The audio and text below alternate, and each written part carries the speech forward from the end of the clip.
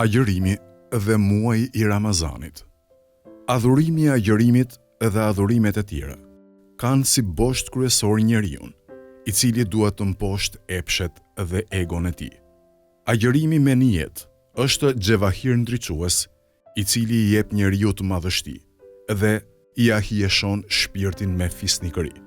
Agjërimi është nder, mirësi dhe një kohë shumë e çmuar për ata që mbarsohen në kryerjen e tij. Vështirësitë me të cilat përballet njeriu gjatë agjërimit nuk janë asgjë përballë dobisë së madhe. Një njeri që dëshiron të përshkojë rrugën e lartësisë e të përsosurisë në jetën e tij mund ta fitojë këtë nëpërmjet bindjes se e gjitha kjo vjen nga agjërimi.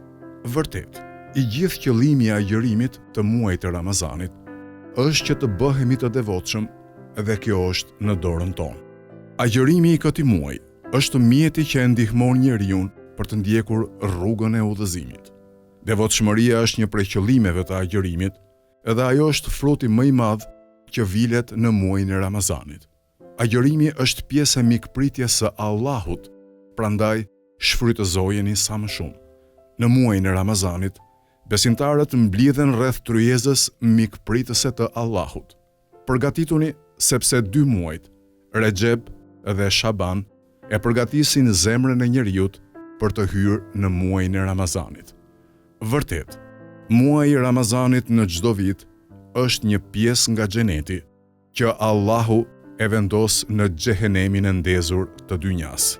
Vërtet, mësimi më i madh në muajin e Ramazanit është formimi, ndërtimi i vetvetes. Muaji i Ramazanit është si shiu i mëshirës, i cili bie në çdo vend të jetës tonë dhe pastron ato gjunahe që kanë bërë duart tona. Sot është fillimi i muajit të Ramazanit të bekuar. Ai mund të jetë i bekuar për çdo besimtar dhe mund t'i sjellë atij mirësi, jo vetëm për një vit, por për gjithë jetën e tij.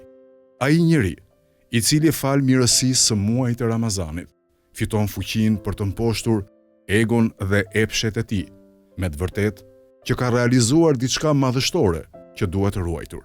Produkti i muajit të Ramazanit është kapital prej devotshmërisë, i cili pastron zemrat dhe shpirtrat tanë.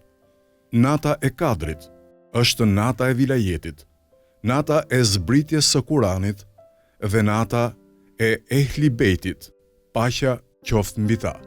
Duhet që muaji i Ramazanit të na afrojë me ndjenjën e përgjegjësisë, të cilën e kërkon Islami nga të gjithë muslimanët përballë çështjes delikate të varfërisë.